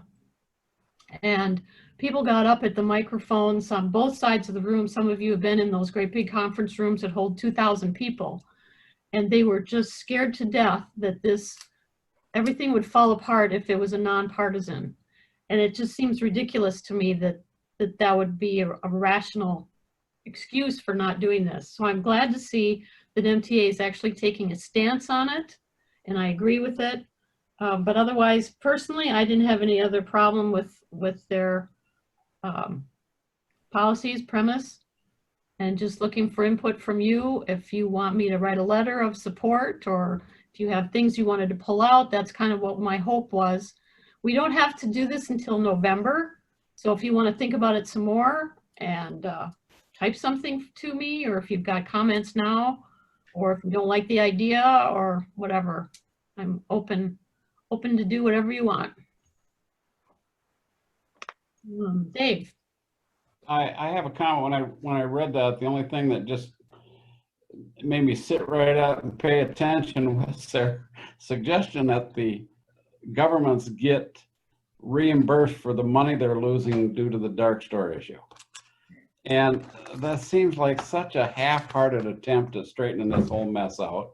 And Yeah. I'm just wondering, shouldn't somebody get them on board with going after this appointment that this is more recent issue? That I think that would be one of the things right after the senators is that we would be contacting them because they should be lobbying against that long and hard. I just had a conversation with Judy Allen, who's their political, I don't know exactly what her title is, but she works as the liaison for MTA with the legislature. And she told me the same thing she's told me many times at the MTA conferences, is that, you know, they agree, but there's not much they can do, and they're trying to do it from a legislative standpoint. And we made two attempts. One attempt at one MTA meeting, we pulled Larry Merrill aside and had a long conversation with him, and that went nowhere. That was in the beginning where they didn't see the importance of it and they were not supporting it one way or the other. Then we had another individual meeting with 2 or 3, I forget, besides Judy, I forget, there was a couple other MTA people there, and they said the same thing. This was like the next year, and they just didn't. It was the MTA leadership is who we met with. It was Larry Merrill, it was the incoming president, the outgoing president, and Judy Allen. Yeah, you did. I think you and Dennis did, if I'm not mistaken. I met with Larry with a couple of the other trustees that were there. But they've always dragged their feet. So this is their half-hearted attempt at still dragging their feet, but pacifying the townships probably. So I'm not sure how this pacifies the township. If they're either lobbying for the townships or they're not doing anything, which makes you wonder why we pay them any money at all for anything. right. What I haven't done is approach Neil Sheridan, who's the new, I guess their word is direct. No, it's not director. I forget what the title is for, but anyway. He's executive director. Executive director? Okay, not just director. Okay, I will see if I can call him. What MTA is doing in this with this dark store issue is exactly why the dark store issue is still here when every other state has resolved the issue, is because nobody wants to get their hands dirty with this. And so we end up with a whole bunch of people that are living off the royalties from the other lobbyists because they let all this slide. And I said it before and I'll say it again, I think our legal system and our justice system should be ashamed of themselves for what they're doing. And they appear to be squarely in the pocket of the lobbyists, and that's the only reason this is not resolved. And it goes all the way up to the Supreme Court, in my opinion, when they refuse to hear it because it doesn't have statewide implications. Shame on them. Mm-hmm. Yep, Randy has said a lot of this before. MTA can't get on board and lobby against this. There's where the problem starts, is right there. Yeah. They're supposed to represent us. So what are you thinking, gentlemen? Support, non-support, letter, pick it apart? I'm suggesting a strongly worded letter. Okay. Okay. Randy? Just a question, has anybody brought up the subject of staggered terms for board members? I heard it once. And that was it. Just once, years ago. That would go a long way to stability, you know, in terms of having board members, always having the same board members on the board, you know, with a staggered type of a term. But, you know, jumping back to the dark store issue, you know, their statement in here is a ludicrous statement. Value of big box stores should be determined using the same assessing. That is the law. Yeah. The tax law establishes how they're supposed to be assessed, and the tribunal ignores that. Dulce has to use the tax tables and the tax law to establish their assessments. Tax tribunal doesn't have to follow the same rules. There lies the issue. And Dave, you're absolutely right. 7 years ago, when Bill Fahey and I sat down with Larry Merrill, he looked us right in the eye and said, we're not going to do anything because it'll anger the governor. And it was, we both looked at each other and fed back to him, you don't represent the governor, you represent townships. And it went nowhere. The Township Association is going to do nothing because they will not stand up to the Chamber of Commerce. Mhm. Yeah. It's going to take something radical to change their thinking. I mean, we talk about a little street fight or something like that, but that's what it's going to take to get, we don't have, maybe we should be marching. I suggested to Dulcie and to several others, and she's carried the message, but it didn't go anywhere, that the MTA, the MML, and MAC, Michigan Association of Counties, the three of them band together and go visit the legislators and say, if you don't remove this from the tribunal, we are going to remove you from office. And, it doesn't go anywhere. I think it gets right down to who they're representing. We've got the same problem with our representatives. We got the same problem with our senators. Who are they representing? And this is about as grassroots as it gets. The MTA represents the townships. Yep. So it shouldn't matter to them what the opinion of the governor is. You represent the townships. And I can't imagine why we continue along with an organization that is absolutely useless. Yeah. The theory contained in here that the state would offset and make the townships whole. That's the same state that doesn't pay revenue sharing. So why would anybody think they're going to hold us whole on taxes? Yeah, they keep taking them away. It just doesn't happen. Okay, well, let me make some phone calls tomorrow and I'll bring it back and see what I can come up with. Maybe throw a letter together, or I'll put it on the next agenda. To us, falling in line with what they're going to make us whole, that's the same as drinking the same Kool-Aid the schools are drinking. Absolutely. Yeah. The only hole they're making is in our budget. Yeah. It's the difference between HOLE and WHOLE. Correct. Yeah. Okay. That's good. Unless somebody else has other comments. Okay. Consider permanent adjustment to pay for election workers. Take it away, Clerk Rattari. Okay, I came to you last meeting for a request to change it for that one election, and I'd come to the realization that we probably should just keep it permanent with the complexity of the elections and probably dealing with COVID in the near future and maybe for a few years, who knows. But by doing this, we keep our good staff that we have, and I know they were very happy to get that pay increase. So, and actually I have more than enough staff now. So I think we'll keep that pay, and I'm going to try to disperse them so we're working split shifts and such so everyone gets a piece of the pie. So the approximate cost increase was about a $700 increase, which my budget can absorb. So I talked to Lois about it. We should be fine for the fall, and I can budget for that going forward because we're not scheduled for anything next year. So it'd be midterm election after November that we would have another election. So I guess if anyone had any questions, or I'd look for a motion to make that permanent. I'll John? make that motion. I'll make the motion that we concur with the township clerk and for the pay raise of the election workers, regular election workers, $16 an hour, and the co-chair to $17 an hour. Support. Okay. Did you have a comment too, John? Because you had your hand up.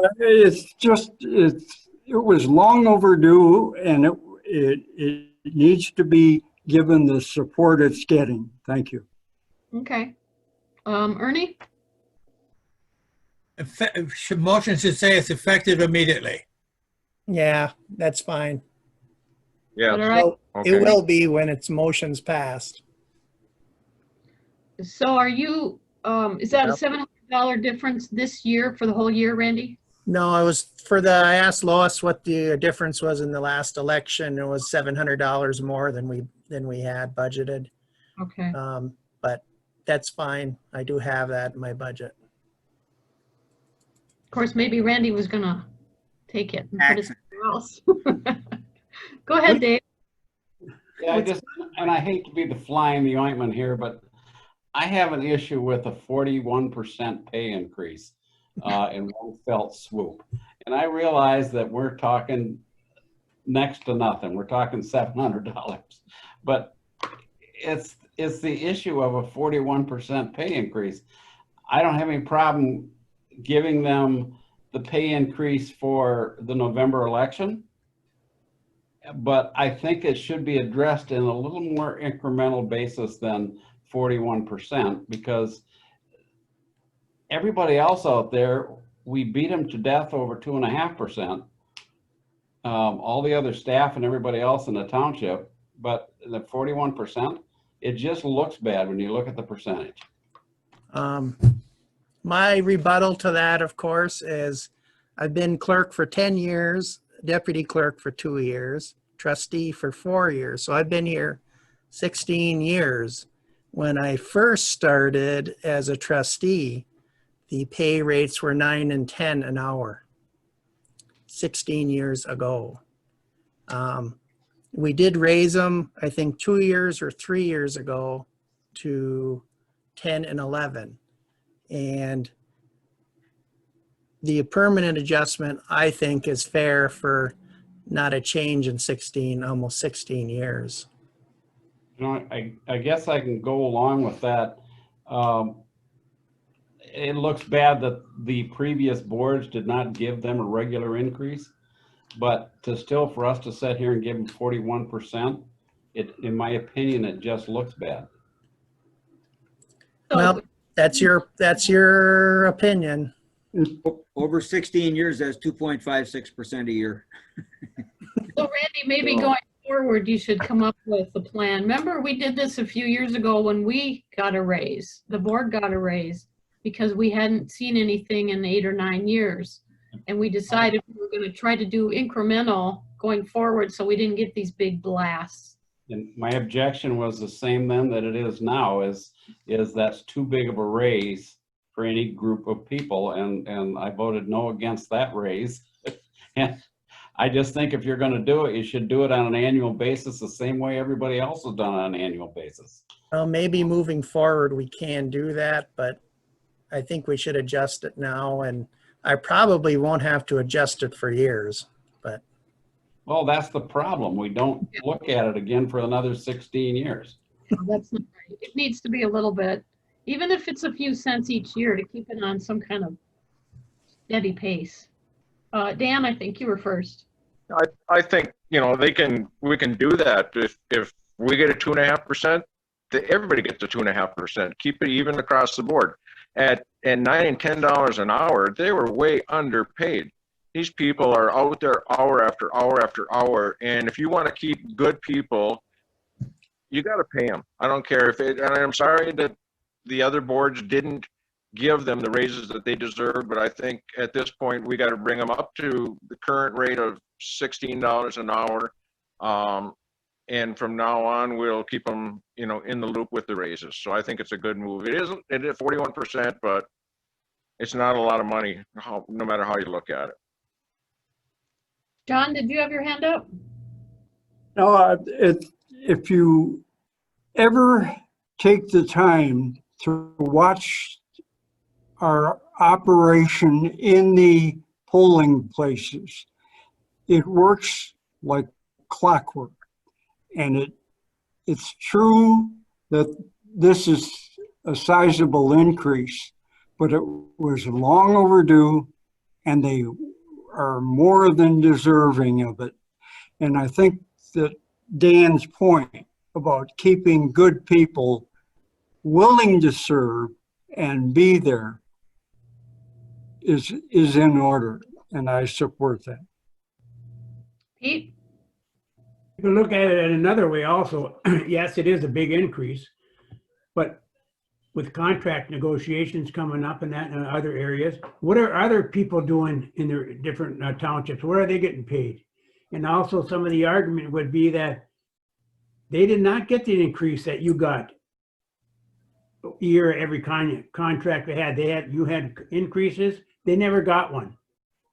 So you have to look at it that way too, but I'm just wondering what other townships, what do they pay? Are you in line with that? So, Well, I can say, Pete, Train Township was looking for workers and they were paying $15 an hour. yeah. And they were looking for workers. I know, not in Michigan, but some places in Wisconsin, even maybe Michigan, they could not get enough workers. So guess who had to do election duty? The National Guard. Yeah, right. And the problem Wasn't is, one- people are doing some serious work too. This is not entry level, like a minimum wage type job, which is close to $10 anyway now. And they have huge responsibilities and the training that's involved. So the position itself warrants more pay. You know, we do the same thing here. When minimum wage went up, I had to boost everybody else up where they, otherwise it's just, it's not right. And sometimes those raises were to 20% or whatever. You've got to get it to a point where you can manage it, but we do have to do this regularly. Same thing with ours, just like we do staff, so that these problems don't happen. It's not right to have a 40 or whatever % raise. It's not, that's not good business, you know. Dan? I was just wondering if Randy could tell us what a laborer makes in the parks or over at DPW or something like that. They make way over $16 an hour, don't they? Yeah, I think entry level now for a Parks Department employee is somewhere in the 13 or 12 to $11 an hour. Well, they're not even comparable. But they're not comparable because you got to realize these positions are only 2 days in the whole year, every 2 years. It's not like it happens every year. It's and We got to pay them.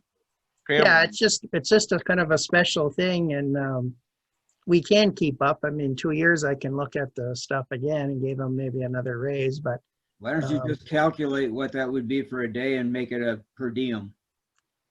yeah, I could do that too, but per hour is better because if we do work long hours, you know, it's a little bit better. So, but I like to call a question.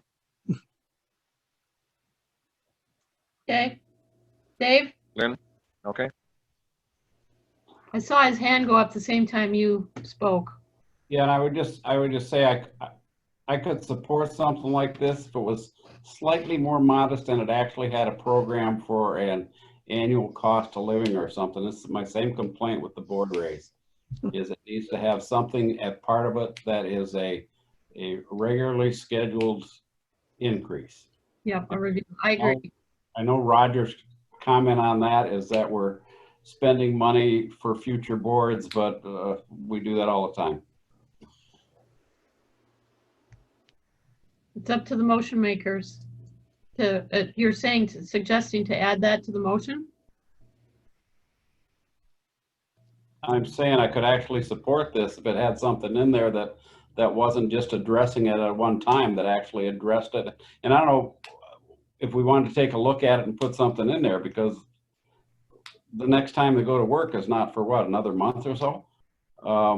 2 months. But I would support it if it had something in there to establish a regular cost of living increase, whether you do it annually or semi-annually or whenever you do it, just so that we're not just looking at a one-time fix and then we'll never look at it again for another 16 years, but we're actually looking at setting a program where we've addressed the issue.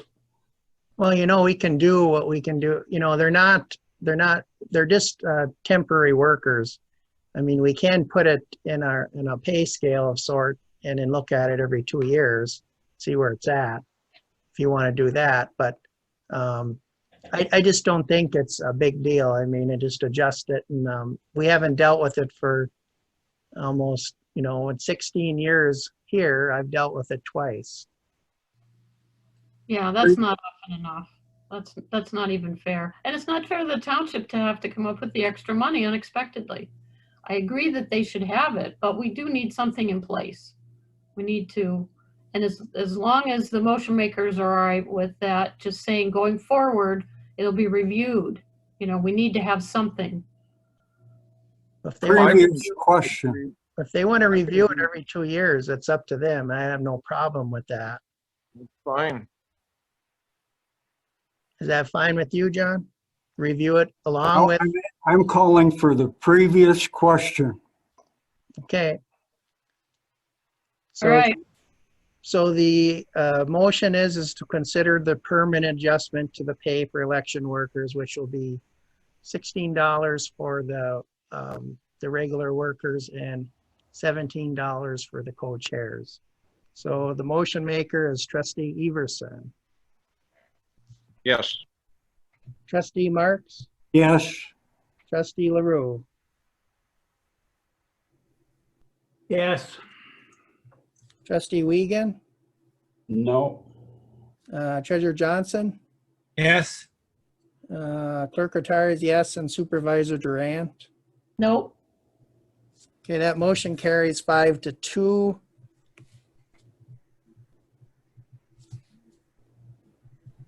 I will make a motion as the clerk that we look at this every 2 years for adjustment. I'll second that. Comments? Suggestions? Okay, roll call? Clerk Rattari is yes, trustee LaRue, Yes. trustee Everson, Yes. trustee Marks, yes, trustee Wiegand, Yes. treasurer Johnson, yes, and supervisor Durant. Yes. Okay, that motion carries 7-0. Thank you. Thank you. Okay, we're down to public comment. I know that Mr. Springer would like to make some comments.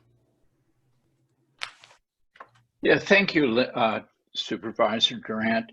There's three things I want to thank the board for. First of all, following the new recreation plan and choosing to ask our residents if they're willing to support the maintenance and the ability to provide match money for future grants. That's a big thing for the rec committee and actually the future of our township. Thank you for following the advice of your current superintendent, John Kangas, your planning and zoning administrator, Jason McCarthy, and also the director of the Superior Watershed, Carl Lindquist, in putting together the non-point source application. So thank you for supporting that intent. We have about another probably week and a half before we find out if that is going to be approved for us to write to write the actual proposal. And also, third, thank you for appointing Dennis Ferraro to the Planning Commission. He's a neighbor of mine, and I'm confident he'll be a great addition. And you heard about his background. 15 years ago, when I was asked to be a planning commissioner, I only was a high school guidance counselor. He has a lot more information and background and experience than I ever had when I joined this. So, and also I want to thank Randy Gerard, Manager Gerard, for appointing me to the Planning Commission, or suggesting to a supervisor to appoint me to the Planning Commission. It's been 15 years of a great ride. Thank you, Randy Gerard. You're welcome, Mike. Thanks, Mike. Any other public comment? Everybody's going on. All right, how about announcements? Do you have any announcements to share? Okay, manager's report. Well, you do have a written report. I apologize for it not going out with the packet. We were waiting for the MDOT to get back with us on the engine braking question. So that came in a little bit later. On the first page, it's interesting. Here we are again. This is identifying that we were in compliance with executive orders through 2020-163, and this was on last Friday, the 14th. We're now at 168. Looks like number 166 does have impact on the township. It's very confusing, but essentially what it is protecting workers who stay home, stay safe when they or their close contacts are sick. In other words, it requires employers to allow people to stay home with compensation or on the Medical Leave Act if they feel that they have any potential for infecting other employees. So it may have an impact. It's very confusing. It's very long. Haven't spent much time looking at it yet, but we will be in compliance with it. The preliminary budget was sent out yesterday, basically to give you a snapshot of where we are with the preliminary budget. It meets the requirement of being 120 days prior to the beginning of the next fiscal year. It's actually a little more than 120 days. But it was intended to give you, as of August 1st, where John and I see us going into 2021. It does not provide for a lot of money to be going potentially into the fund balance. There are many things that are yet unknown that will be coming to light during the fourth quarter of this year. Some may even yet this month, with Labor Day coming up here on the 7th of September. We may be seeing some additional legislative action from the governor with regard to Labor Day coming up. Primarily, what I wanted to address is the noise abatement issue, which is the last item that's on the manager's report. Trustee Wiegand did bring that up for discussion, and I know the Planning Commission was taking a look at it because I did see some of the emails. So I thanked Randy Gerard for 15 years and told him it's a great ride. Oh, need to watch. It's still going on right now. Who are you, Mike? Oh, I'm sorry. I'm not unmuted? Nope. Nope. Sorry. Not a problem. But anyway, MDOT is taking a very strong position with regard to the engine compressor braking, commonly referred to as Jake braking, and I think you've all heard it. They are taking the position that it is a legal safety device on heavy trucks, and they will not restrict it on the highway. If we choose to put an ordinance in place, that's up to us. We will be responsible for enforcing it, and they will not allow us to put signage up. Wright Street is a little different story. MDOT does not control that. The Road Commission does, and Manager Iwaniki indicated that if we want to implement Jake braking, they will certainly install signs if we will acquire them, but we will then be responsible for enforcing the Jake brake issues, which is something of a concern. We do have a noise ordinance. The Township Board does have a noise ordinance, their own. It's not a zoning ordinance. It could be included in the noise ordinance if the board wanted to go that way. That would be the most expedient way to address that issue if you choose to go there. And I guess with that, I didn't have anything else to add unless board members have any questions. Anything for Randy? Just like to comment to Mike that that's called a hot mic.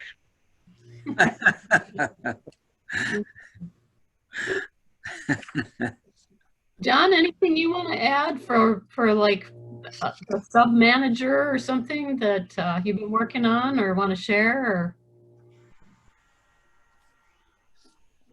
I guess the only thing I want to say is what Mike Springer was just saying. You know, Randy's not going to be around much longer, and I've been doing everything I can to learn from him on his way out, and I really appreciate the guidance he's provided. great, thank you. Okay, I'm going to review the motions, Randy. Okay, the first motion of the evening was to approve the consent agenda as presented, and that was 6:01. John wasn't here at the time, John Marks. Consent or the approval of the regular agenda, the second motion was approved 7-0 as presented. Third motion of the evening was to appoint Dennis Ferraro to the Planning Commission, and that was approved 7-0. Fourth motion was to consider the permanent adjustment to pay for the election workers, and that was approved 5-2. And the fifth motion of the evening was to take a look at the election workers' wage every 2 years for adjustment. And that was approved 7-0.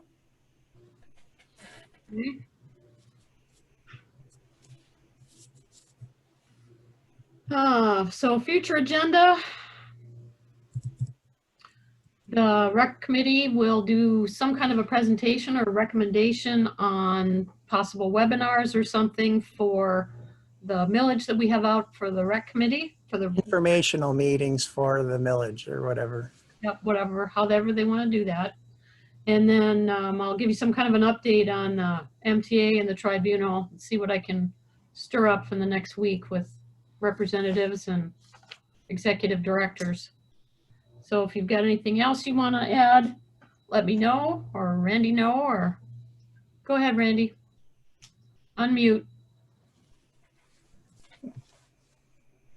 Just a quick clarification, because now it's been mentioned twice that this is a millage for the Recreation Committee. That is not the action the board took, because the Recreation Committee has no budget and no financing authority. It was for recreation facilities and operations. Thank you for that clarification, yes. Yep, the rec committee was looking at it. Okay. Yeah, it's not for grant funds. It's not a grant match. It's to fund staff and facilities to operate recreation. Okay. Pete? Ben, you said you're gonna make some phone calls. Would that be part of calling Escanaba, talking to them also? I can, sure. You're talking about the Home Depot? You mean the city? Because they're involved with the tribunal. Okay. Sure. And then also Iron Mountain, Brighton Township, and, you know, we might have to relight the fire, you know. I can do that. Yeah, I don't know if everybody remembers, but she was the one that had did our hearing, and she also did the Escanaba hearing. And you're Okay. Any board member comment? Randy? I believe this is Manager Gerard's last meeting, so I will like to thank him for my last 16 years of being here. So thank you, Randy, for 18 years and leaving the township in pretty good shape for the new manager. And gone by really quickly. Yeah. Here, here. And I know you're not leaving us, or you're not going to be leaving the area. So if we need you, we can give you a quick call. The leash is pretty short. Randy, are you still on the events committee till the end of the year? Yes. Oh. Well, I don't have to be. I mean, I get that in there. Somebody's got to haul this stuff around. We're going to give him an axe so he can go cut down the tree for Christmas. Yeah. Yeah, ditto, Randy. Thank you for saying that. That was nice. We just lose track of time. Yeah. Didn't think about this being your last meeting. oof, yeah, it's hard to believe. Yeah. Okay, what else? Any other comments? Can I say something bugging me, I guess, a little bit, that our governor gave us 168 executive orders, and this is just a pet peeve that I'd like to get off my chest. I saw, you know, she's got this big COVID thing and masks and everything else, and I saw some pictures of her at a convention hugging people with no masks and no social distancing. Anybody else see that? Well, I saw one, Yeah. but it was an Was old. that this year though, Dan? Was that this year or was that a rerun of another one? I think that was just last Well, it was night, wasn't it? It appeared it was last night. Yep. Really? And that irritates crap right out of me. Well, that's good. So, yeah. I just wanted to get that out there. Feel better now, Dan? You feel better? I really don't. I was hoping I would, but I really don't. Still peeved. That's all right, Dan. Well, adding fuel to your fire then for Yeah. 2019, there were only 19 executive orders for the entire year. Oh, gee. Really? 168. In 4 months. Yeah. Okay. The only thing I wanted to add was I just want to clarify my no vote. I agreed with Dave that we need to have something in place. And I totally support what the election workers did and that they are entitled to the raise. And that's the only reason I voted no, was because I didn't feel like we were going to let it improve. So I appreciate the second motion and that we can give them their money and do something on a regular basis. That's very important. Any other comments? Randy? I move to adjourn. Support. Okay, roll call. Secretary is yes. Trustee Marks, Yes. trustee Everson, Yes. trustee Wiegand, Yes. trustee LaRue, Yes. treasurer Johnson, Yes. and supervisor Durant. Yes. Motion carries 7-0. 8:50 p.m. Oh. Okay, let me turn the recording off here. And